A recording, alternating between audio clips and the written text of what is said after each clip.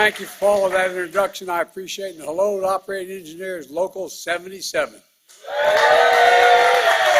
I might note, from the time I announced for the United States Senate when I was a kid, I had the support of the operating engineers. I love you all. Thank you, thank you, thank you. You guys were founded 122 years ago. That's not when I got endorsed. Skilled workers operated all kinds of construction equipment. It can't be a better place to talk about the progress we've made together, how it's working for the country, and how our MAGA, by the way, please sit down. I failed to tell you to say that to you. Thank you. You know, I'm going to just say at the front end, this ain't your father's Republican Party. This is a different deal right now. And a minority of the party, I call the MAGA Republicans, control the party. And they're in Congress threatening to undo all the stuff that you've helped me get done. That's why I'm here today, because you and the American people should know about the competing economic visions of the country that are really at stake right now. I'm here in this Union Hall with you when just 2 days ago the Speaker of the House, Kevin McCarthy, went to Wall Street to describe the MAGA economic vision for America. And it's very clear, they've laid it out. I know when I was telling you it was going to happen, I'm telling folks, they looked at me like, that can't happen. Well, guess what? It's attempted to try to happen now. Massive cuts in programs you count on. Massive benefit protected for those at the top. A lot of, all the tax cuts go to the top, none to the bottom. The threat of defaulting on America's debt, for the first time in 230 years, we've never ever defaulted on the debt. And it will destroy this economy. And who do you think will hurt the most? You. Hard-working people, the middle class, the neighborhoods I got raised in. Not the super wealthy or the powerful, but working folks. And that's what I want to talk about today. And I know where you know where I stand. I make no apologies, and I mean this sincerely, for being the most pro-union president in American history.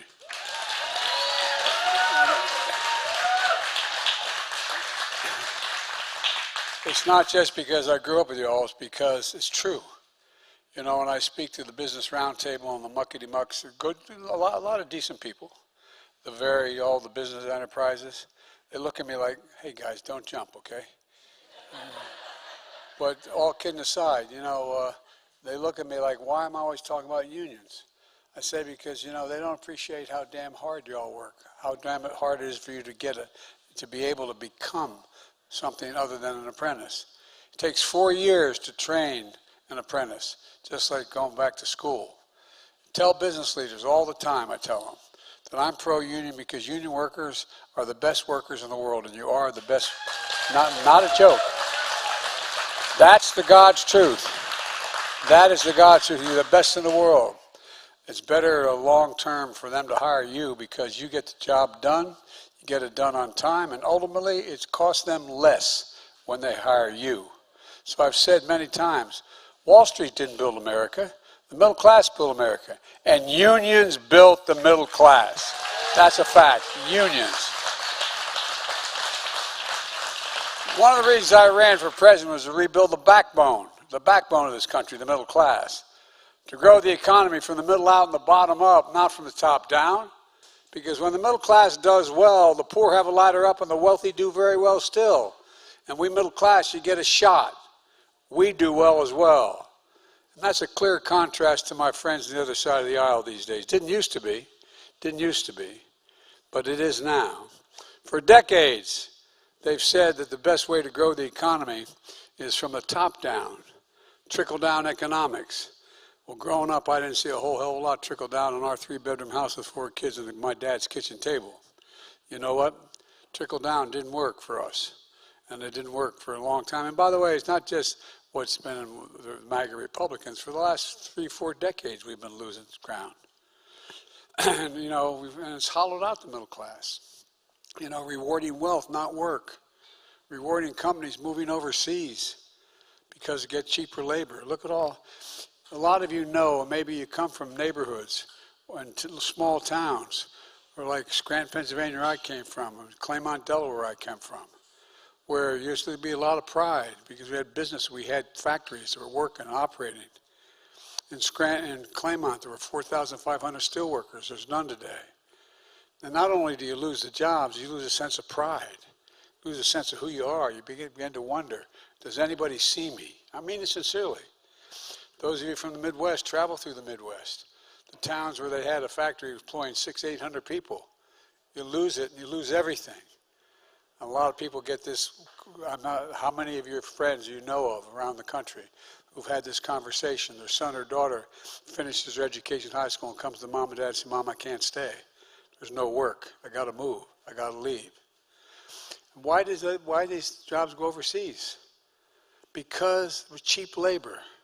Rather than making the product here in America, we made it overseas, leading to wider economic inequity. And along the way, losing something else, as I said, pride. Literally pride. It matters. My dad never went to college. My dad was a decent, honorable man, busted his neck. But here's my dad. He would talk about, everybody deserves to be treated with dignity, with recognizing their self-worth. And I mean it sincerely. It's not a joke. This is something I feel in my gut, not just my heart. How many of you know what it's like growing up in a community where that factory does shut down, where the community gets hollowed out? It gets hollowed out, literally. Folks, trickle-down economics doesn't work. And together we've been doing everything we can to turn things around. And with your help, one of the first things we did was pass the American Rescue Plan with not one of the other team voting for it. It helped vaccinate our nation. It delivered immediate relief to folks who needed it the most to get our economy back on track. It put small businesses back in business, and it worked. It provided increased employment. And then I signed the bipartisan infrastructure law, making the case that to have the strongest economy in the world, we have to have the best infrastructure in the world. How in God's name can we lead the world with a second-rate infrastructure? The best roads, the best bridges, the best airports, the cleanest water, high-speed internet, and so much more. Can you believe that we used to be the best infrastructure, rated number 1 in the world? You know where we're rated now internationally? We're rated number 13. 13 in the world. The United States of America is rated 13 in the world. And guess what? That's where you come in, to get us back on top. We've announced over 25,000 infrastructure projects so far. Over 4,500 cities and towns across the country, ranging from ports and airports, wind and solar projects. Operating engineers are going to be do the biggest groundbreaking for new and updated roads and bridges and so much more. Matter of fact, Lieutenant Governor always grabbed me for one bridge already. She grabbed me when I just walked in. There you are, Gov. I don't blame you.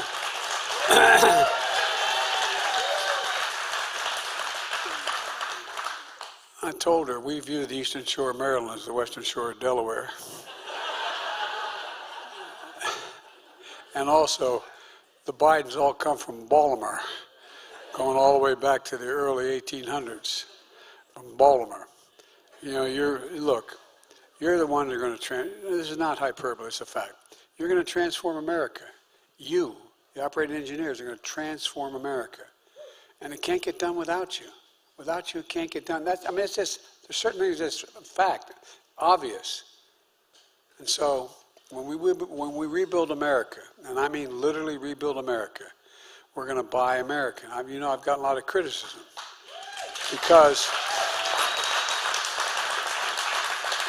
there was a law passed in the early 30s that said buy American, but no president's really paid much attention to it. What it means is the money that Congress gives me to allocate to spend on projects, whether it's a new deck of an aircraft carrier or building an interstate highway or a bridge, I get to say it has to be American products, American workers. Every federal project built by American workers using American products, creating American jobs, is what I've done since I become president. I announced, and by the way, it's consistent with international trading agreements. I announced new standards that require all construction material used in a federal infrastructure project have to be made in America. The lumber, the glass, the drywall, the fiber optics, so much more. And guess what? It creates jobs down the line. And here's something else. Decades ago, the United States used to invest over 2% of its entire gross domestic product, all the money we spend, on research and development. We led the world in research. Today, we invest less than 1%. We used to rank number 1 in the world in research and development. Now we rank number 9 in the world. How in the hell does that happen? China was number 8 decades ago. Today, they're number 2, and we're number 9. And a lot of countries are closing in fast. I don't want to wish any other country well, but we have the best scientists, researchers, and people in the world. How in God's name do we let this happen?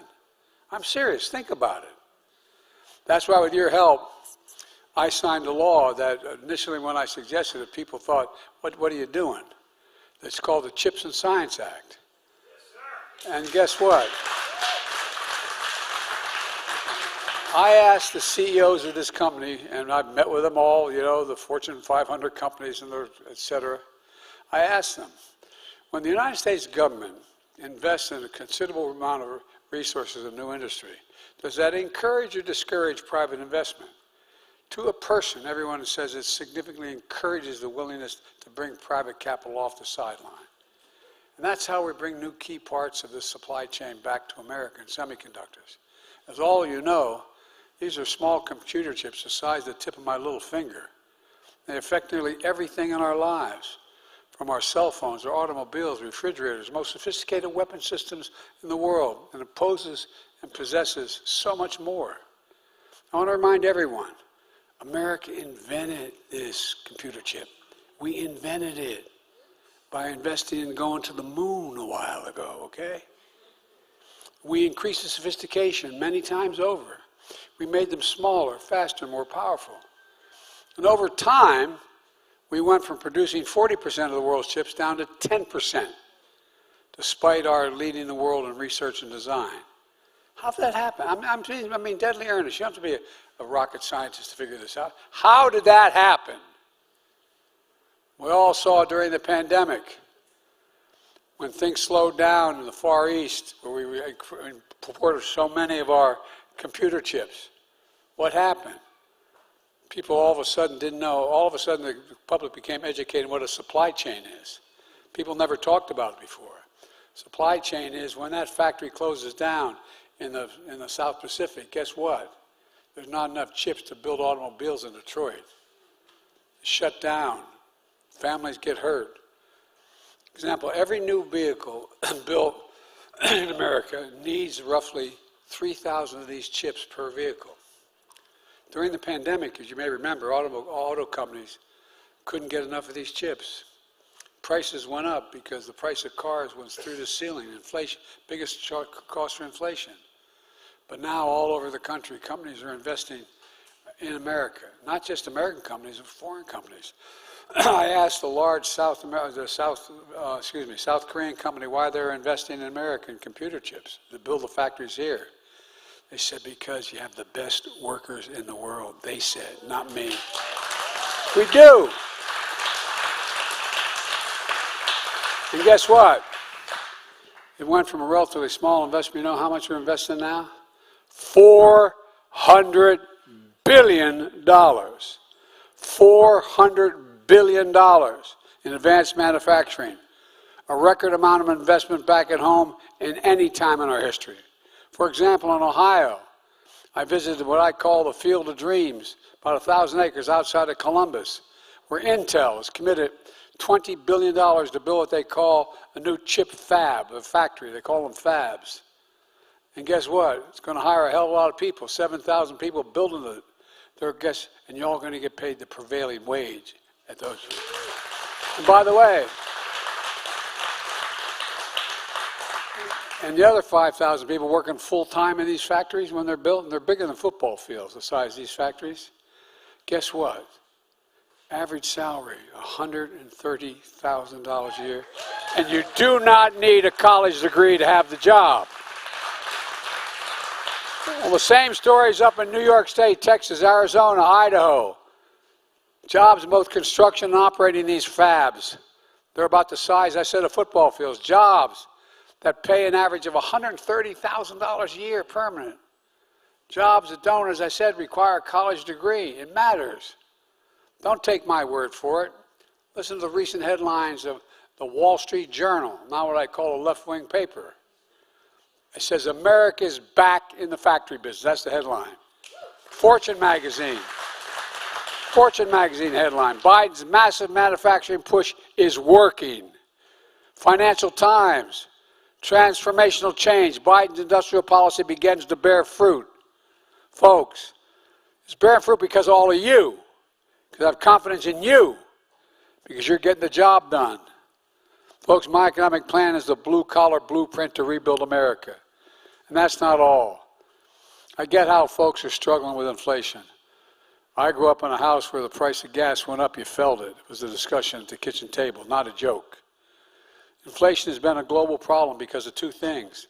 A pandemic that disrupted these supply chains around the world, Putin's war in Ukraine, which disrupted energy supplies and food supplies, causing the price of everything from eggs to wheat to go up.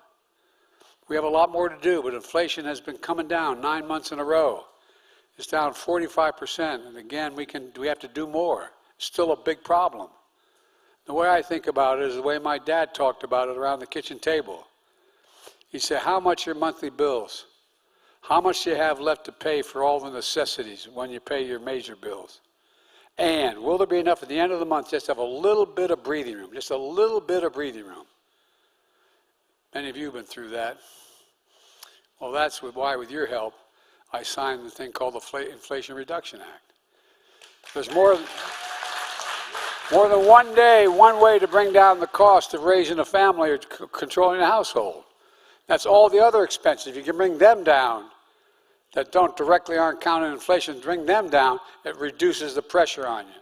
Give it a little bit of breathing room. For example, Americans pay more for prescription drugs than any other advanced nation on earth. The same exact drug.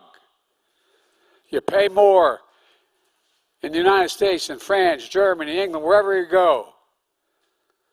I've been fighting for years as a senator and vice president to allow Medicare to negotiate the price of those drugs, to negotiate the price.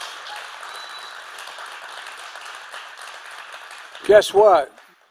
We allowed the Veterans Department to be able to negotiate price for the veterans, but that's been in place. But we've never allowed Medicare to do this. But finally we beat Big Pharma. We got it done again without a single Republican vote. Look, it's had a profound impact on so much more, and there's so much more to come. How many of you know anybody with diabetes? Okay, well, guess what?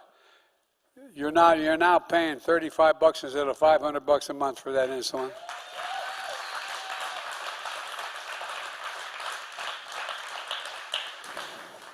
God love you, man. By the way, you talk about allowing people the dignity. I was in Virginia before I got this passed at a town meeting.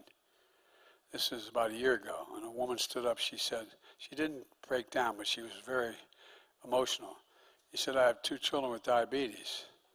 I don't have enough private insurance to be able to pay for it. We have to cut the dosage. We have to trade off. How do you feel as a parent? Looking out at your child, knowing if you can't get them the drug they need, it may affect their life and their very, very, very existence. Well, guess what? That's changed. 1 in 10 Americans has diabetes. Every day, millions use insulin to control their diabetes so they can stay alive. Insulin's been around for over 100 years. And when the guy invented it, he didn't even patent it because he thought everybody should be able to access it. You know how much it costs these companies to make that insulin? T-E-N dollars. To package it, maybe another $1.50, maybe $2. But they were charging $400, $500, $600, $700 a month. And folks, Big Pharma has been unfairly charging and making record profits. Not anymore. We began by capping the cost of insulin at $35 a month for seniors. Initially, I proposed for everybody. I couldn't get enough folks I lost a couple Democrats. But we're coming back at it. And that's not all. The law, and when I told people that it was going to be $35 a month, when it got passed last year, I don't blame them. They looked at me like, yeah, Joe. Didn't occur until January 1, it didn't start. Well, guess what happens? This law brings total drug costs down the way people need. How many of you have had cancer or know someone who does? This law will cap out-of-pocket costs for seniors on Medicare at a maximum $3,500 a year for every single drug they have to take. Every single drug. This year. And then the following year, it's a maximum of $2,000 a year, even if you're taking a $12,000, $14,000, $16,000 cancer drug. It's a game changer. And it's fair. This is nothing radical, it's just fair. Don't have to pay these prices in other countries. The Inflation Reduction Act also makes the most significant investment in dealing with climate ever, anywhere in the world's history. And by the way, I can digress for just a moment. Before I announce my plan, which is the most consequential one in literally the history of the world, no country's ever done it, we've never done it, America's never seen it. I went to my friends in the union movement because you're all worried. I don't understand you. You've been told that you work on global warming is going to cost you jobs. And I sat down with one of my good friends, the head of the IBW, just retired, going to a retirement party for him this week. And I laid out, you may remember hearing I getting beat out of me, but I didn't care about the environment. And then I met with a lot of you guys, met with your international presidents. And I said, you want to make some real money, this is where you're going to make it. Because it's going to help. By the way, guess what? When we're dealing with the IBW, they're going to put in 550,000 charging stations. 550,000. You all are going to build on the roads and highways and the bridges to get there. It's going to generate incredible economic growth. For example, and also families aren't even part of organized labor. They get $1,000 a year savings by providing a rebate when they buy a new efficient appliance or weatherize their home. They get a tax credit for purchasing heat pumps, rooftop solar energy, so they can afford to do it and they get a tax credit for doing it. And the long-term savings from this is significant. Without going to everything, it also provides tax credits for electric vehicles, new or used, because we're convinced that the companies are going to move. Let me back up. I called a meeting of all the American automakers to the south lawn of the White House last summer, or the summer before. And I talked about the need for us to have to transition. And at the time, Mary Barra, the president of General Motors, was suing the state of California because they said they had an air quality standard higher than the federal government. And the argument was they couldn't do that. Well, I got a call from her 4 or 5 days later saying I dropped the suit. We've decided we're going to go all electric by 2035. Guess what? We also put in all electric over the near term. We're providing significant tax exemptions if you purchase a used or a new all electric vehicle. It's a game changer. And by the way, anybody who doesn't think we have global warming, hang out with me, man. Travel every major fire I've been to. You know, more land has burned in 2 years to the ground because of global warming. More land because of fires as a consequence of the utility poles you put up and all the rest, all of it. More land is burned than the entire state of Maryland. Literally, all the land you read about burning from Arizona to Idaho and out west, more land burned to the ground and homes in the process than the entire size of the state of Maryland. And all of you in this room are going to play a big part.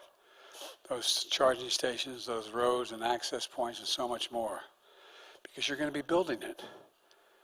Folks, look around at our economic plan is working. We've created more than 12,000 brand new jobs in 2 years. That's more than any president in American history has created in 4 years. In 4 years.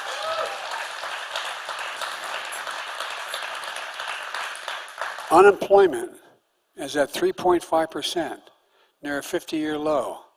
And all for minorities as well. For African American unemployment is down low. Hispanic, across the board. Nearly 800,000 good-paying manufacturing jobs, the fastest growth in 40 years. Where in the hell is it written that says we can't be the manufacturing capital of the world again? I don't know where that's written. It's going to be us. You know this better than anyone. It's an all-time record for construction jobs. As I said, where's it written we can't manufacture more than anybody in the world? And by the way, we've made all this progress in a fiscally responsible way. All the talk of these guys, I'll get to this in a second, but how they're going to cut spending and the like. In my first 2 years in office, I brought the deficit down by a record $1.7 trillion. All we spent, still less than $1.7 trillion. Inflation Reduction Act is going to bring down deficits by hundreds of billions more in the decades ahead. And again, not a single Republican voted for it. Let me be clear again. Under my plan, no one earning less than $400,000 has seen nor will see, as long as I'm president, a single solitary penny raised in their taxes. Not a single penny. And we're able to make huge progress for the country by making the biggest corporations begin to pay their fair share. You all pay you pay more than your fair share. No, I'm serious. And by the way, I come from the corporate capital of the world. I was a senator for 36 years in Delaware. More corporations incorporated in Delaware than every other state in the union, okay? So I'm not one of these guys that corporations are all bad. They're not, but it's about time they start to pay their fair share. Let me ask you a question. Not a joke. How many of you think the tax system is fair in America? Oh, I'm serious. Guess what? You may remember my talking about when I first got elected. There were 55 of the Fortune 500 companies that made $40 billion in profit in 2020. And guess what? They paid zero, not a single penny in taxes. Not a single penny. I said it was wrong. So I did something outrageous. I was able to impose a 15% tax. My God, 15%. You all pay more than that. You pay twice that. How many construction workers, firefighters, teachers, cops would be happy to pay 15%?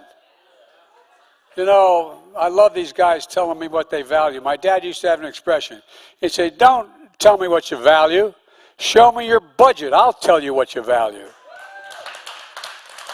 Let me tell you what I value compared to the other side. Well, I'm here in this Union Hall and with you, Speaker McCarthy just got finished speaking to Wall Street 2 days ago and speaking to the United States Congress a few hours ago. And what we described as the mega's economic vision. It was days before tax day. Do you think he told the wealthy and powerful that it's about time they step up and start paying a fair share? Not a word. Do you think he told the billion-dollar companies to stop stashing profits in tax havens out off the coast and shipping jobs overseas? I didn't hear any of that, did you? Instead, he proposed huge cuts in imports and very important programs that millions of hard-working and middle-class Americans count on. All the while, he and the mega officials are separately pushing for more tax giveaways and overwhelming benefits to the wealthiest Americans and biggest corporations. Folks, it's time the same old trickle-down, dressed-up MAGA clothing is worse than ever. Let's be clear. The plan has details. The plan is straight. That's with the American people. McCarthy comes along and delivers a speech with not a plan. Actually, in some sense, it's pretty simple. For example, he talked about limiting spending. We're all for that, man. Let's limit spending. But look at what he didn't say. He didn't tell you exactly how much he wants to cut, but the House leading Republican proposal will cut critical programs, so-called discretionary spending, by 22%. That would mean cutting the number of people who administer Social Security and Medicare, meaning longer wait times. Higher costs for child care, significantly higher, preschool, college. Higher costs for housing, especially for older Americans, people with disabilities, families with children, veterans. 30 million fewer veterans outpatient visits, leaving our brave warriors to get checkups and mental health services and treatment and subsidies and substance disorders out in the cold. Tens of thousands of people suffering from opioid epidemic would be denied treatment they need for recovery. The MAGA 22% cut undermines rail safety, food safety, border security, clean air, clean water. It's not hyperbole, it's the fact is, look it up.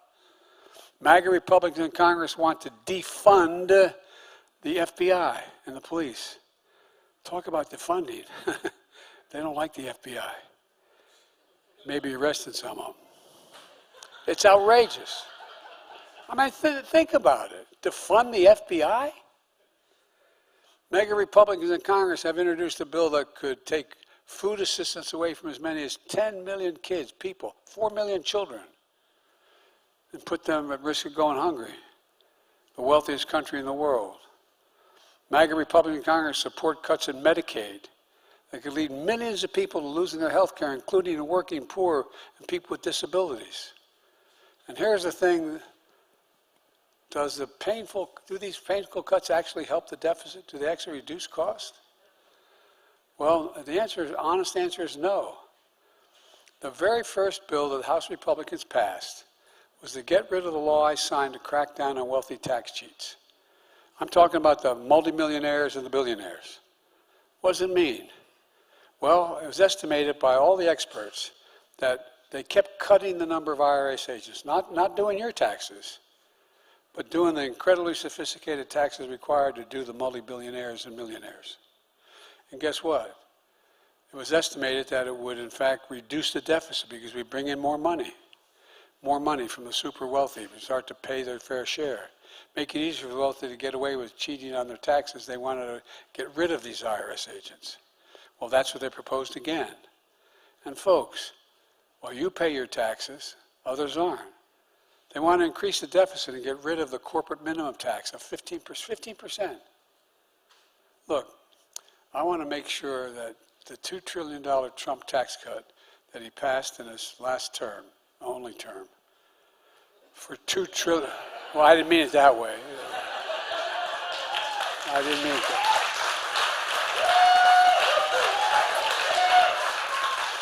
But they want to take that $2 trillion tax cut that overwhelmingly helped the super. I don't know how many of you guys benefit from that tax cut, to make it permanent. And that tax cut in the previous 4 years ballooned the deficit by over 40%. They want to continue it. And by the way, the tax cuts didn't help very much. Overwhelmingly benefit the wealthiest, the biggest corporations. The super wealthy families making more than, for example, $4 million a year got an average tax cut of $175,000. How much did you get? MAGA Republicans in Congress also want to repeal the Inflation Reduction Act, which will increase the deficit because right now, allowing Medicare to negotiate drug prices they have to pay to provide for prescription drugs for the elderly. Guess what? That saves the government $160 billion because they're paying that much less and the people are getting the benefit. And by the way, the previous administration cut the number of IRS agents by reviewing these complicated tax returns. That was part of it as well. The Inflation Reduction Act gives the IRS agents the need to get the number of agents they need to get the taxes owed. It was estimated that it would recover over $100 billion in taxes owed if they were able to have these agents looking at them. And, you know, all of this reduces the debt that I proposed by $240 billion over the next 10 years. And the MAGA Republicans want to repeal it. Folks, that's the MAGA economic agenda. Spending cuts for working and middle-class folks, Americans, and tax cuts for those at the top of the pile. It's not about fiscal discipline. It's about cutting benefits for folks that don't seem to care much about. It's about finding ways to squeeze out more of America's middle class. They should be getting tax relief themselves, not the super wealthy. Imagine denying some veterans the Medicare they need, the medical care they need, so the big corporations can keep paying their taxes. I felt very strongly about the legislation we passed that affected the ability of us to take care of those folks who died as a consequence or sick because of burn pits. My son was one of those kids. Spent a year in Iraq. I've been in and out of Iraq and Iran, but Iraq, not Iran, I misspoke, Iraq and Afghanistan over 30 times. When I saw him when he was in Iraq, in Baghdad, he was less than a couple hundred yards from one of those burn pits. They're 10 feet deep, the size of a football field, and they burn everything in it, from jet fuel to toxic. A lot of you guys know folks who are firemen. How many people came back with cancer as a consequence of going to 9/11, and we finally took care of them? Well, I was determined to take care of these kids, and we got it passed. We got it passed.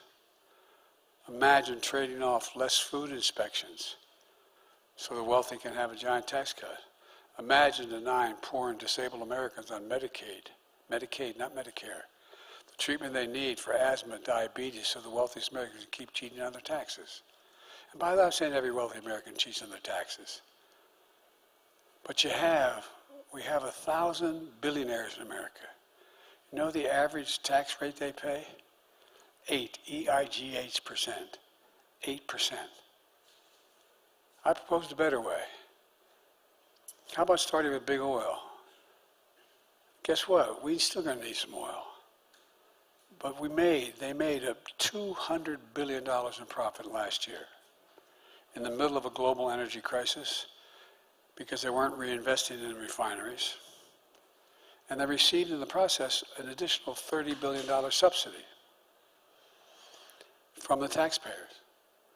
I'm going to cut those wasteful subsidies for big oil, saving taxpayers $30 billion. MAGA Republicans want to protect those subsidies for big oil. We just finally beat Big Pharma by giving Medicare the power to negotiate lower drug costs. I want to keep going. MAGA Republicans in Congress want to hand Big Pharma back in power. Just think about it. We have now about 1,000, as I said, billionaires. Their average tax is 8%, as I said. It's wrong. That's why I proposed a billionaire minimum tax. No billionaire should be paying less of a tax rate than a school teacher or a firefighter.